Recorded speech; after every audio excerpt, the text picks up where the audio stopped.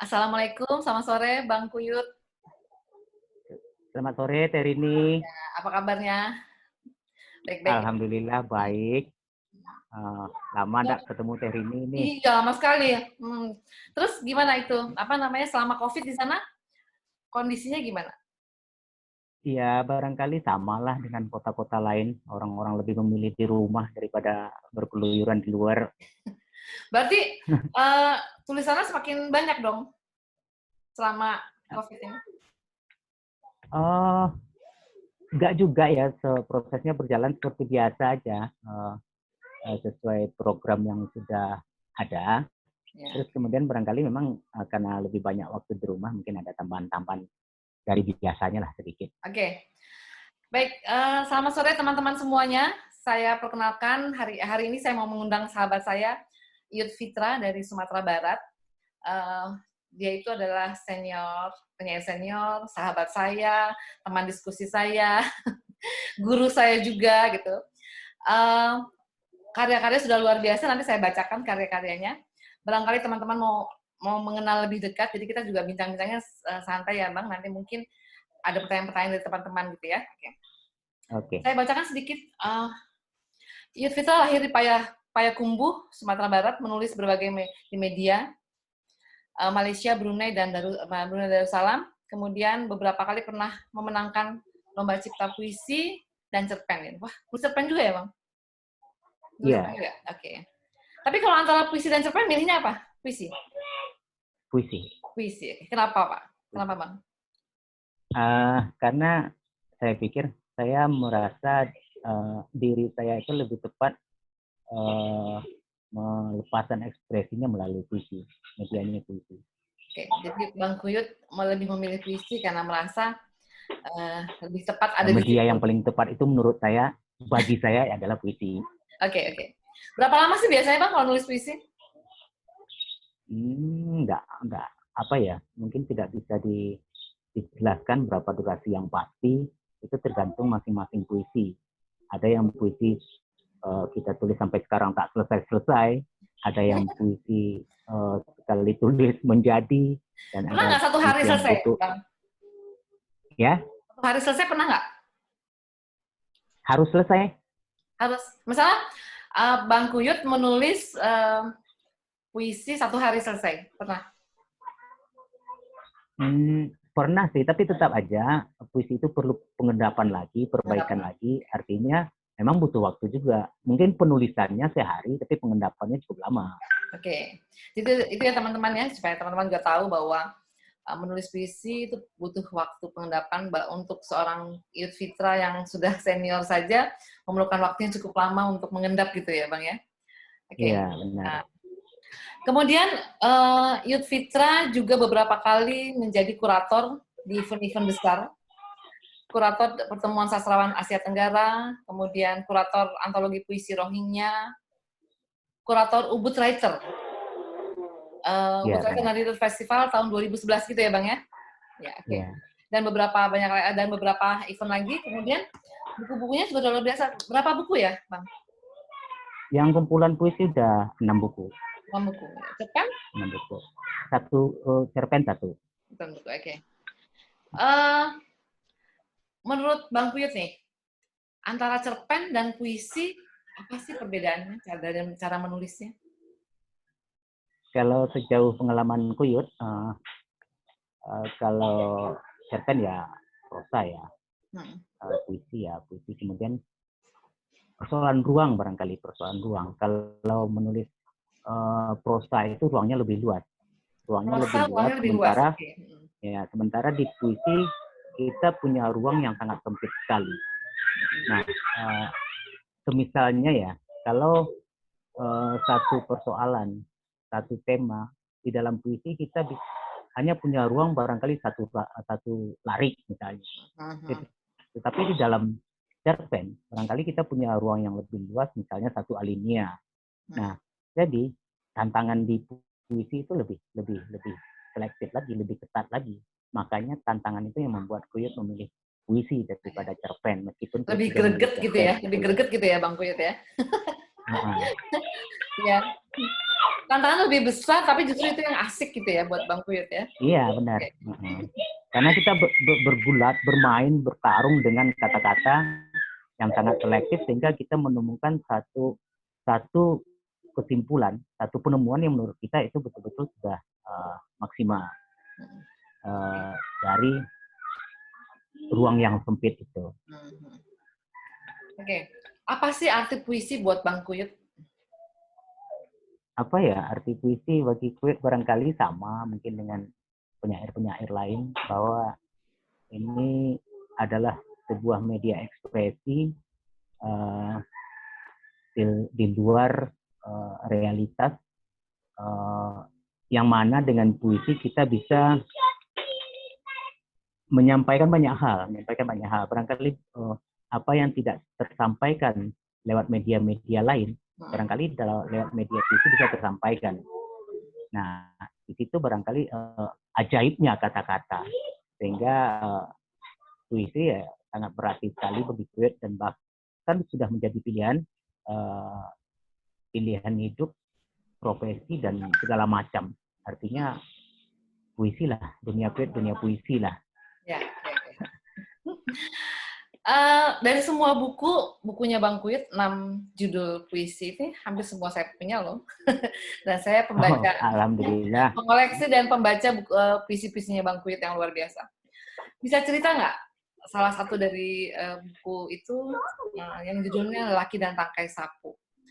Kenapa saya tanya buku itu? Karena saya melihat di situ ada pergolakan batin seorang laki-laki Sumatera Barat ya, salah ya di situ ya. Oke. Ya, boleh cerita sedikit? Oke, baik teh. Lelaki dan Tangkai Sapu itu memang sebuah metode penciptaan Kuyut atau pencarian Kuyut dalam penulisan, mencoba berupaya mencari sesuatu yang baru, baik itu style penulisan, baik itu merujuk ke tema yang akan diangkat, maupun bentuk dari puisi-puisi itu sendiri.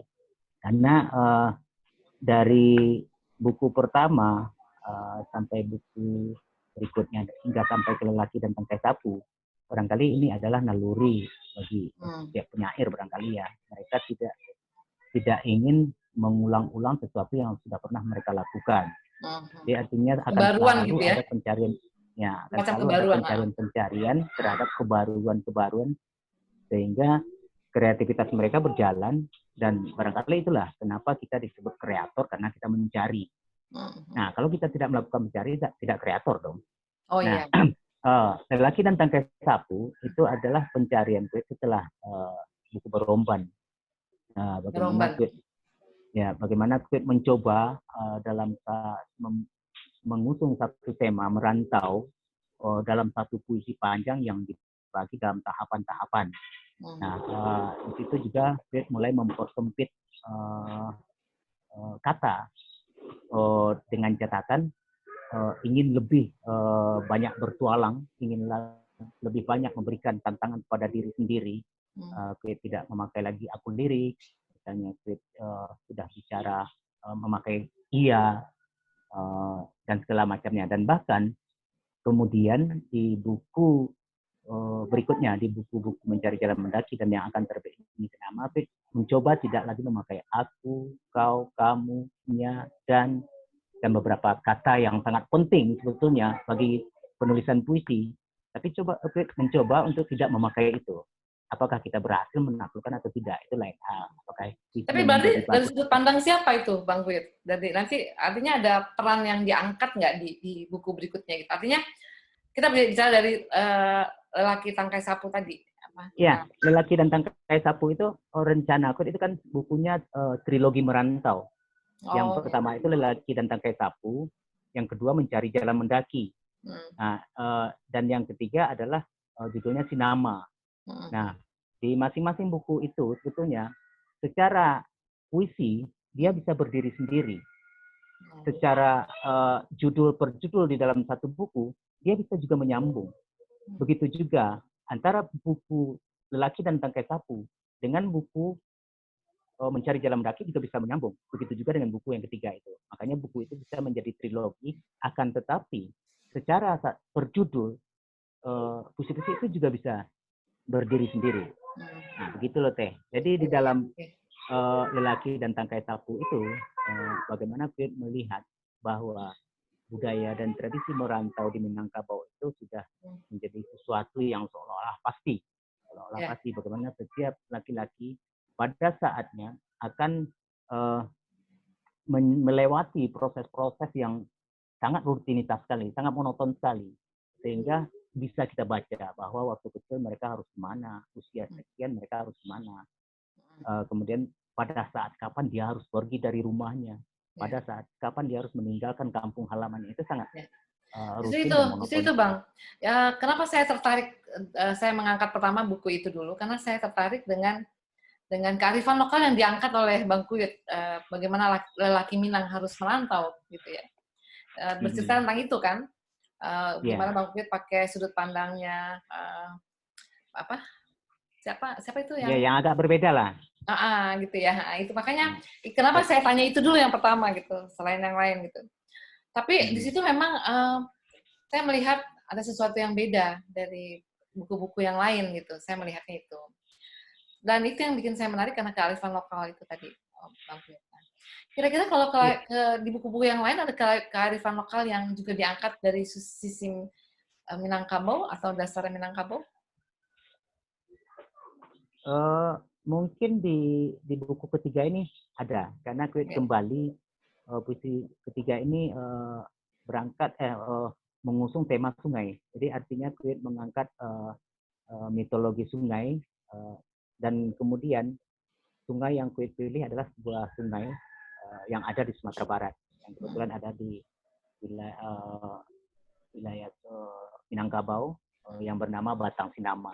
Nah, barangkali ketika Kuyut mengangkat mitologi sungai, apakah itu mitologinya, sejarahnya, legendanya, dan segala macamnya, gitu ya? Ya, kisah-kisah dan lainnya tentang Batang Sinama itu ya otomatis kearifan lokal Minangkabau terbawa. Oke. Tunggu ya buku Kuyut yang ketiga itu ya. Pasti tunggu, karena kan saya udah baca yang itu, jadi saya pikir ini pasti ada terusannya lagi nih gitu ya, karena itulah saya jatuh cinta sekali dengan buku itu karena saya pikir ini menarik. Ada Malin Kundang ya kalau nggak salah ya. Ya. Tokohnya Malin. Ya, Malin. Bukan Malin Kundang, Malin tokohnya. Malin sebenarnya. Malin artinya. Kenapa pakai nama Malin? Apa itu diambil dari itu? Dari legenda Malin Kundang diambilnya, bukan? Sebetulnya itu enggak. Kuyut membayangkan saja bahwa itu akan berdekatan konotasinya sebagai simbol seorang lelaki Minang. Gitu ya. Oke. Bukan dari Malin Kundangnya. Ya. Oke, Bang Kuyut. Sekarang kalau kita bicara buku, rasanya mungkin teman-teman juga harus tahu deh ya, kalau bisa baca buku-bukunya Bang Kuyut kalau mau belajar puisi. Amin. Amin. Kalau saya sih banyak sekali belajar dari Bang Kuyut, dan belajar dari buku-bukunya juga. Bang Kuyut juga teman diskusi yang luar biasa buat saya. Saya apa-apa sering nanya juga sama Bang Kuyut ya. Oke. Jadi gini, kalau tadi bercerita soal buku, maka saya sekarang bercerita bagaimana sih proses kreatif, bagaimana sih seorang Iyut Fitra menulis puisi. Dari mana imajinasinya, apa idenya, dan sebagainya. Kira-kira apa setiap hari Bang Kuyut menulis, apa ada ide tiba-tiba terus nulis, atau bagaimana mendapatkan ide dan sebagainya. Barangkali bisa dicerita supaya teman-teman tahu semua bahwa inilah proses kreatif seorang Iyut Fitra. Oke, di proses-proses awal ya, itu Kuyut mengalir saja, bagaimana setiap mencoba terus-terusan menulis apapun jadinya kan. Sekarang banyak ya pertanyaan-pertanyaan teman-teman, apalagi yang baru mulai menulis ya.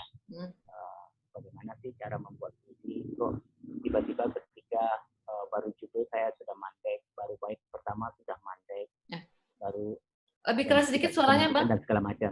Lebih keras sedikit. Banyak keluhan teman-teman ya, apalagi yang baru menulis puisi, itu misalnya ketika baru menulis judul itu udah mandek. Baru satu bait udah mandek. Nah, itu memang itu bagian dari proses kita menulis puisi. Karena tidak serta-merta ketika kita menulis puisi itu, dia akan langsung menjadi. Apalagi misalnya bagi teman-teman yang baru-baru butuh perjuangan yang cukup gigih ya, Panjang, cukup panjang ya. untuk terus-terusan menulis. Nah, proses saya itu Terini, saya pernah loh untuk latihan menulis itu, saya mencoba mewajibkan mengisi buku harian setiap hari. Oh iya, Sehingga betul. saya terpaksa setiap hari menulis. Saya terpaksa setiap hari harus menulis. Nah, akibatnya saya menulis apapun itu bentuknya, baik atau tidak, bagus atau tidak, yang penting kita latihan. Nah, latihan itulah yang barangkali bagi kawan-kawan yang baru menulis menjadi sebuah jalan untuk penempaan. Dan bahkan juga saya mencoba membuat surat setiap hari yang saya berikan entah kepada siapa. Tapi yang paling prinsip adalah bagaimana saya mencari peluang-peluang untuk tetap menulis setiap hari. Nah, dan itu tentu ya, itu pasti akan diimbangi dengan membaca. Kalau enggak ya misalnya tulisan-tulisan kita setiap hari ya tidak akan berubah. Kata-kata yang akan kita kata-kata yang akan kita temui ya hanya itu saja ketika kita tidak mengisi gelas yang kita kosongkan itu. Nah, ya barangkali kita isi gelasnya kita tuangkan, kita isi gelasnya kita tuangkan. Barangkali itu menurut saya proses menulis dan membaca. Sehingga itu yang saya lakukan dari latihan-latihan itu. Apakah pada akhirnya ia menjadi puisi atau tidak, itu lain hal. Nah, itu proses-proses awal ya Mbak Terini ya. Tapi pada proses-proses berikutnya, ketika saya mulai terbiasa menulis puisi dan merasa sedikit paham apa itu puisi, sedikit paham bagaimana cara menulis puisi, dan ternyata menulis puisi itu semakin sulit. Menulis puisi itu semakin sulit, tapi semakin asik. Semakin sulit dan semakin asik. Artinya kita digiring terus untuk mencari satu tantangan, apalagi yang bisa kita taklukkan, apalagi yang bisa kita masuki untuk sesuatu yang baru. Nah, hingga pada Baromban itu saya mulai ketika mulai menulis puisi tentang Baromban itu, saya mulai berpikir dari awal tidak lagi mengalir seperti bagaimana saya menulis puisi sebelumnya. Nah, saya untuk buku ke depan, misalnya ketika Baromban ya, buku ke depan, saya harus menulis puisi tentang apa ya, puisi yang seperti apa. Lalu saya mencoba mulai memformatnya, memikirkannya, mencari-cari metodenya, dan kemudian saya mencoba untuk menuliskan. Dan kemudian apakah berhasil atau tidak pencarian itu, dan akhirnya lahir Baromban. Dan kembali saya tekankan berhasil atau tidak, bagi saya itulah kreativitas.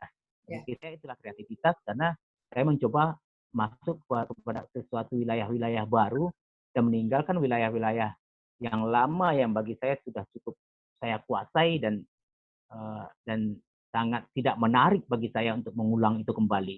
Nah, dan begitu seterusnya Terini. Ketika semacam tantangan ya, kita menciptakan kebaruan-kebaruan itu ya, Bang ya? Iya, menurut saya kerja seorang kreator barangkali seperti itu. Bahwa dari setiap karya ke karya itu harus menurut saya sebaiknya ya, tapi ini menurut saya sebaiknya ada perubahan-perubahan sehingga kita tidak mengulang-ulang apa yang sudah kita lakukan. Nah, barangkali dari Baromban, Lelaki dan Tangkai Sapu, kemudian Mencari Jalan Kaki, ada perubahan-perubahan yang kita lakukan terus-menerus. Dan itu tidak tahu apakah perubahan itu menarik bagi orang lain atau tidak. Menarik buat saya. Itu bagian lain ya. Karena saya melihat ada baik kan. Jadi kesimpulannya bahwa Bang Kuyut tetap nomor 1 rajin menulis gitu ya. Kemudian apa aja yang tulis, terus kemudian rajin membaca, latihan gitu ya Bang ya. Iya. Kalau menurut Bang Kuyut atau Bang Kuyut sendiri, kira-kira yang paling menarik buat Bang Kuyut, tema apa sih yang sering diangkat atau sering ditulis? Tema-tema kearifan lokal itu menarik. Kearifan lokal menarik, tapi dan kemudian meskipun di puisi-puisi awal itu lebih kepada puisi-puisi cinta ya, cinta. Tapi menarik itu Bang. tapi lalu menggabungkannya dengan persoalan-persoalan sosial, persoalan-persoalan atau apa saja yang terjadi di Republik ini. Oh, baik. Nah, sehingga barangkali dari puisi-puisi awal Queer itu sebuah cinta yang sangat ambigu atau multitafsir lah. Ya, oke. Tidak hanya cinta persoalan asmara semata, Ya, tapi betul. bagaimana cinta melihat sebuah perang, bagaimana cinta melihat sebuah kepincangan sosial, bagaimana cinta melihat persoalan-persoalan ketidakseimbangan dan lain-lain seperti itu. Artinya, misalnya Bang Fit menulis tentang cinta dengan latar belakang sosial atau politik yang sedang terjadi gitu ya, begitu ya. Ya, bisa jadi. Maksudnya begini barangkali Terini. Queer selalu berupaya menyampaikan dalam karya-karya tersebut bahwa karya itu tidak bermakna tunggal. Ada tidak bermakna tunggal. Minimal bagi Queer sendiri sebagai penulisnya, setidaknya akan muncul tafsir-tafsir baru, pemaknaan-pemaknaan baru dari karya yang dituliskan itu. Oke, apakah buat seorang Iyut Fitra semua peristiwa harus ditulis? Tidak. Yang bagi Kuyut ini pengalaman Kuyut menulis puisi ya. Kuyut hanya menulis puisi peristiwa-peristiwa yang menurut Kuyut itu adalah menarik dan menjadi peristiwa bersama. Menjadi peristiwa bersama. Karena puisi bagi Kuyut kan tidak semua orang ya mampu jadi penyair. Yeah. Tapi setidaknya makanya puisi-puisi yang dilahirkan penyair itu bisa mewakili banyak orang, mewakili perasaan dan segala macam banyak orang. Sehingga disitulah kelebihan seorang penyair dan tidak penyair. Yeah. Nah, jadi barangkali tidak semua peristiwa yang Kuyut tuliskan hanya peristiwa-peristiwa menarik dan peristiwa-peristiwa yang barangkali ini akan menjadi corong suara dari banyak orang misalnya. Oke. Kalau buat seorang Iyut Fitra ketika menjalani proses kreatif menulis, kira-kira tantangan terbesarnya apa ya? Tantangan terbesarnya ya diri sendiri. Tantangan terbesarnya diri sendiri ya. Kadang kita ingin menuliskan sesuatu yang sudah ada di dalam pikiran, tapi kita tidak mampu menumpahkannya lewat kata-kata. Dan itulah perjuangan yang sangat pikir sangat signifikan sekali. Bagaimana seorang penyair berjuang dengan gagasan yang sudah ada dan lalu merealisasikannya dalam sebuah teks bernama puisi yang dia bagaimana bayangkan mereka bergulat dengan kata-kata, mereka menyelam ke dalam bahasa yang luas, dan sehingga kepuasan yang paling tidak terbayangkan itu ketika dia akhirnya lahir. Nah, itu yang paling mengesankan. Kali ketika puisi selesai, nah itu kita merasa seolah-olah ada sesuatu yang tidak bisa kita jelaskan. Tantangan terbesar dari diri sendiri. Artinya kita bisa melawan. Biasa sih. Ya, begini Teh. Ini barangkali ya, apa namanya, kita mengatur waktu atau memanage waktu barangkali gitu ya, supaya kita. Ya, itu salah satunya. Salah satunya itu ya, oke. Dari 6 buku puisi, kira-kira yang paling favorit yang mana ya, Bang? Gimana ya, saya pertanyaan susah seperti ya? barangkali seperti ibu melahirkan ya. Ketika dia punya anak 6, saya pikir kasih sayangnya sama. Ya, betul. Oke. Sama semuanya. Oke, kita kembali lagi ke depan lagi, apa ke belakang gitu ya. Kira-kira momen apa sih yang membuat seorang Iyut Fitra memutuskan menjadi seorang penyair? Dulunya, awalnya. Oke, cerita sedikit proses awal ya, sebagai motivasi Kuyut menjadi penulis puisi. Sebetulnya ini berawal dari hobi membaca. Oh ya. Hobi membaca. Kuyut lebih duluan hobi membaca daripada hobi menulis puisi atau hobi menulis. Nah, ketika SMP itu hari-hari Kuyut habis. Waktu itu di Kota Payakumbuh itu ada banyak taman bacaan yang berbayar itu ya. Nah, di situ ada komik-komik, kopingho, novel-novel, majalah, dan banyak yang disediakan yang bisa kita baca di sana. Nah, hari-hari Kuyut setiap hari Baca habis Kopingho di juga ya, sana. Bang? Baca Kopingho juga? Ya iyalah. Soalnya sama, saya juga pembaca Kopingho, terus sama dengan Bang Isbedi itu, kemarin bacanya Kopingho juga dia katanya. Ya. Rata-rata penulis jarang yang enggak baca Kopingho ya. Iya betul. Soalnya petualangannya hebat ya, keren ya. Oke. Nah, jadi dari hobi membaca itu pada satu ketika barangkali ya sebagai seorang pembaca kita tentu ada tahapan-tahapan kualitas apresiasi ya. Ada tahapan-tahapan kualitas apresiasi kita terhadap bacaan kita. Lalu pada satu saat ketika kita sudah membaca banyak buku, banyak cerpen, banyak novel, banyak puisi dan segala macam itu, sampai pada tahapan waktu itu, loh, kalau karyanya cuman kayak begini, saya pikir saya bisa. Nah, itulah kata kunci motivasi awal Kuyut mulai menulis waktu itu. Nah, kalau cuma seperti ini Kuyut bisa. Nah, saat itu Kuyut mulai belajar menulis. Jadi motivasi terbesar setelah membaca, gitu ya? Setelah membaca banyak. Ada satu tokoh yang mempengaruhi nggak? Satu tokoh atau satu penulis idola yang mempengaruhi Kuyut menjadi penulis? Saya pikir yang mempengaruhi kepenulisan Kuyut tidak, karena barangkali pertama Kuyut membaca semuanya dan mengagumi semuanya, tapi yang secara khusus mempengaruhi dari karya-karya Kuyut pikir tidak ya. Karena semua karya-karya itu Kuyut baca semuanya, Kuyut sukai semuanya, dan kemudian Kuyut mencoba dari awal-awal itu Kuyut sudah mencoba untuk lari dari hal-hal yang akan mempengaruhi diri Kuyut. Nah, salah satu contohnya waktu SMA itu ya. Jatuh cinta ya? Kan kalau anak muda itu di kamar-kamarnya kan banyak poster ya. Iya, betul-betul. Nah, misalnya dia kagum sama Iwan Fals, ditaruh poster Iwan Fals. Dia kagum gitu sama John Lennon, ditaruh poster John Lennon. Nah, keterkaguman itu lalu Kuyut hindari sehingga kamar Kuyut tidak Kuyut biarkan ada poster gitu loh. Jadi adanya puisi. Blank. Dan kemudian blank dan kemudian ketika beberapa saat kemudian ya kamar Kuyut penuh dengan coretan-coretan kata-kata. Oke. Itu waktu masih muda, masih lajang loh.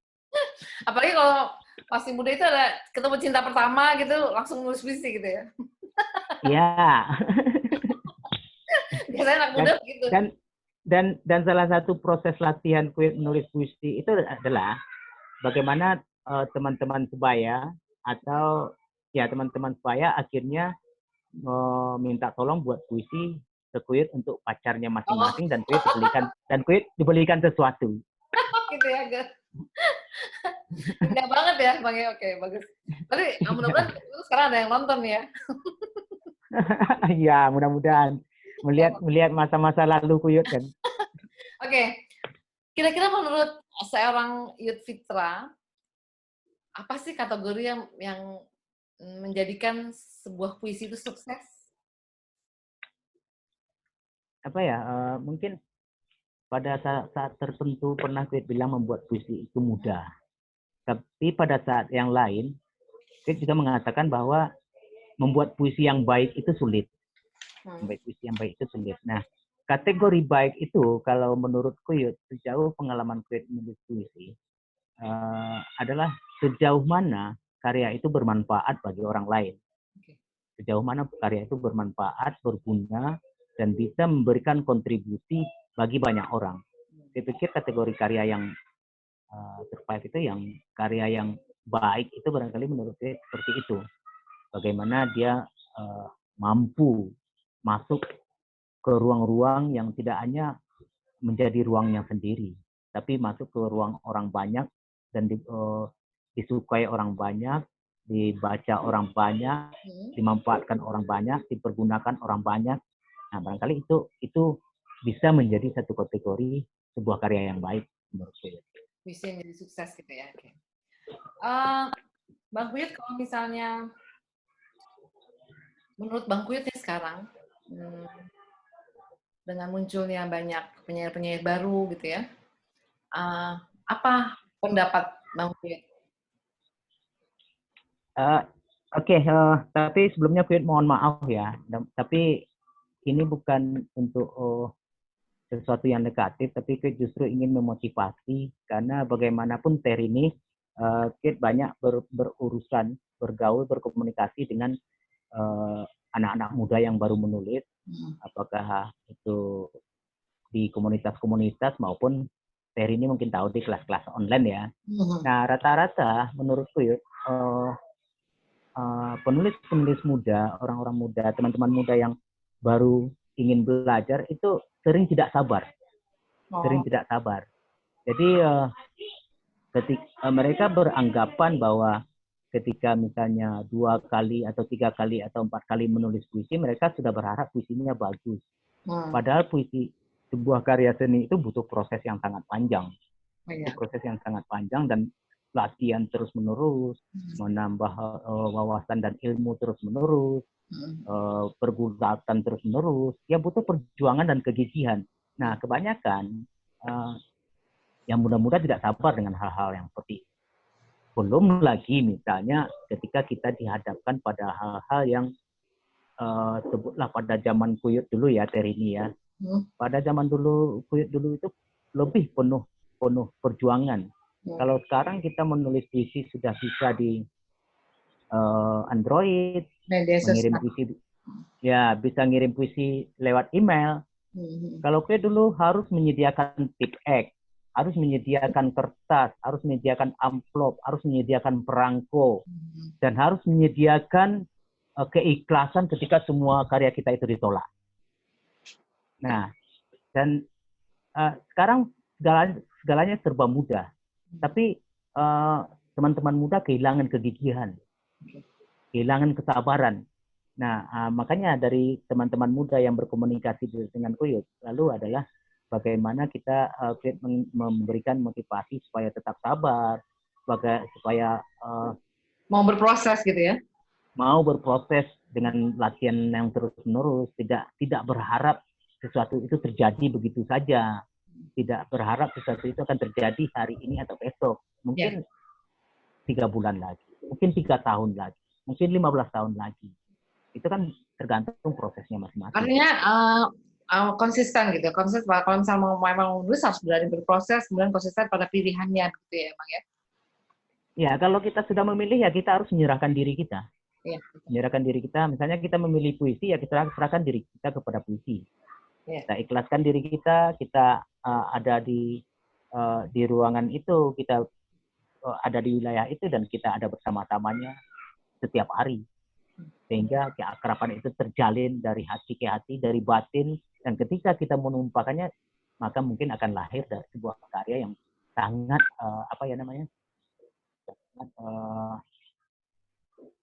penuh rasa, sangat penuh rasa. Ya, oke.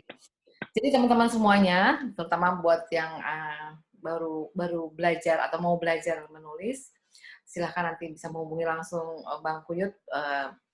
Beliau ada kelas menulis online begitu ya, Bang Kuyut ya? Iya, benar. Oke. Nanti bisa lewat saya juga boleh, nanti saya hubungin, oke? Kira-kira suka dukanya Bang Kuyut sebagai penulis atau penyair apa sih? Barangkali banyak dukanya ya. Barangkali banyak dukanya. Karena memilih ini jawabannya sama loh dengan Bang Isbedi. Tidak, begini. Karena memilih jalan puisi itu menurut Kuyut adalah jalan penuh luka, duri, penuh penderitaan lah. Penuh air mata. Akan tetapi Teh, menurut Kuyut pada akhirnya dia menjadi seimbang dengan sukanya. Pada akhirnya dia menjadi seimbang dengan sukanya. Suka yang seperti apa yang tidak akan kita syukuri misalnya ketika karya-karya kita diangkat ke dalam tari, ke dalam musik, ke dalam teater, ke dalam film. Bagaimana karya-karya kita menjadi bahan-bahan untuk lomba. Bagaimana karya-karya kita menjadi materi pembelajaran di sekolah-sekolah atau universitas misalnya. Dan itu kemudian bagaimana gitu ya, bagaimana karya-karya kita misalnya menjadi skripsi, menjadi tesis. Nah, saya pikir pada akhirnya kepuasan, kebahagiaan, dan rasa suka itu menjadi seimbang dengan penderitaan yang Fit rasakan selama ini. Oke. Bagus ya, artinya ini juga semacam nasihat buat teman-teman yang baru mau menulis barangkali bahwa jalan itu tidak mulus gitu ya, Bang ya. Bahwa... Tidak mulus. Fit, saya kasih contoh ya Teh ya. Fit kasih contoh satu penderitaan yang sampai sekarang Fit ingat bahwa ini tentang cerpen ya. Ketika suatu saat Fit menulis cerpen dan ingin cerpen Fit itu dimuat di Kompas, dan Fit mencoba mengirim karya-karya tersebut di Kompas. Dan itu barangkali sekali dalam 3 bulan Fit mengirim cerpen ke Kompas. Dan itu ditolak selama 5 tahun, Teh. Selama 5 tahun Fit ditolak. Sampai Fit akhirnya berhenti. Berhenti selama 2 tahun. Dan akhirnya ketika Fit merasa sia-sia, kenapa harus berhenti? Sudah bertahun-tahun untuk mencoba masuk ke Kompas, ternyata tidak berhasil, kenapa berhenti? Akhirnya Fit coba berjuang lagi. Sehingga setelah berhenti 2 tahun itu, akhirnya cerpen Fit bisa dimuat di Kompas. Dan kemudian Fit kirim lagi berarti kurang lebih tahun ke-7 ya? Tahun ke-7 ya, Bang? Ya, benar.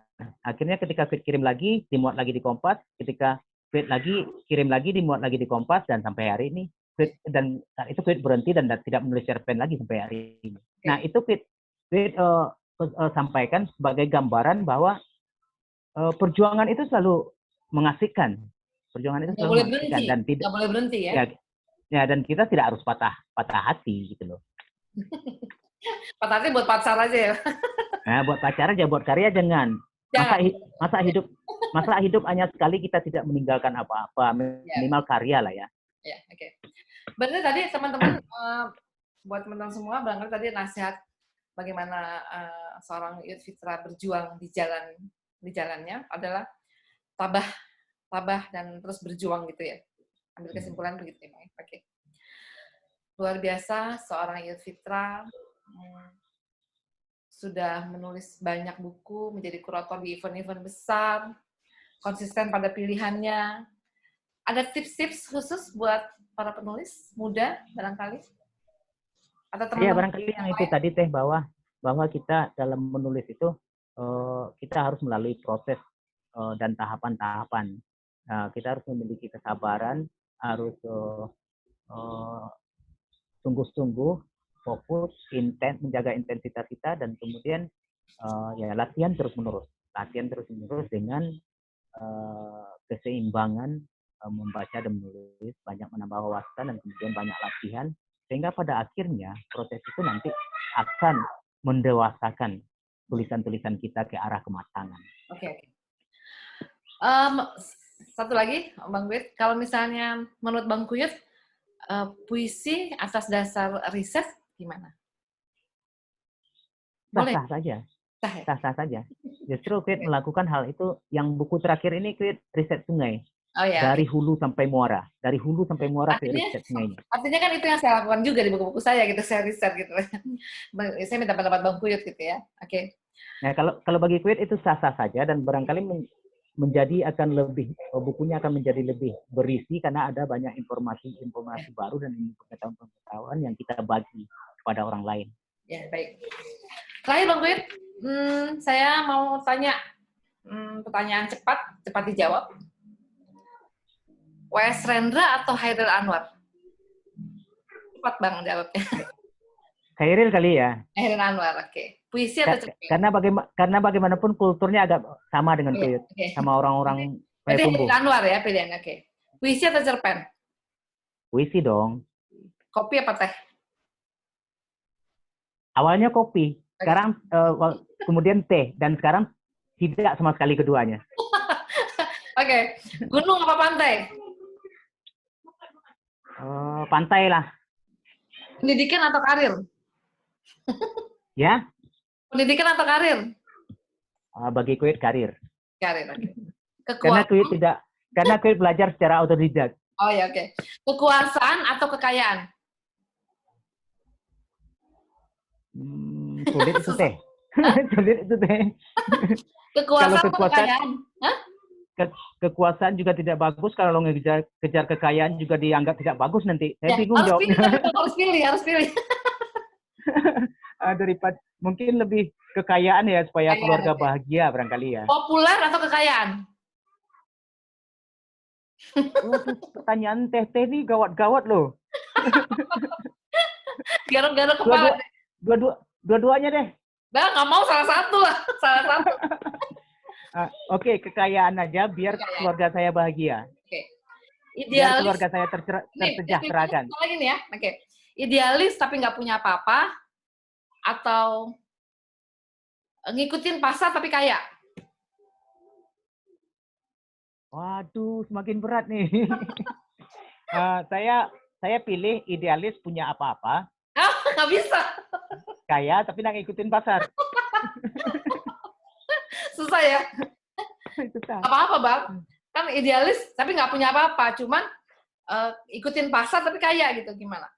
Tapi sesungguhnya Teh, keseharian saya yang pertama itu idealis tidak punya apa-apa karena memang saya tidak punya apa-apa, memang tidak pernah kaya, jarang sejahtera. Tapi bahagia ya.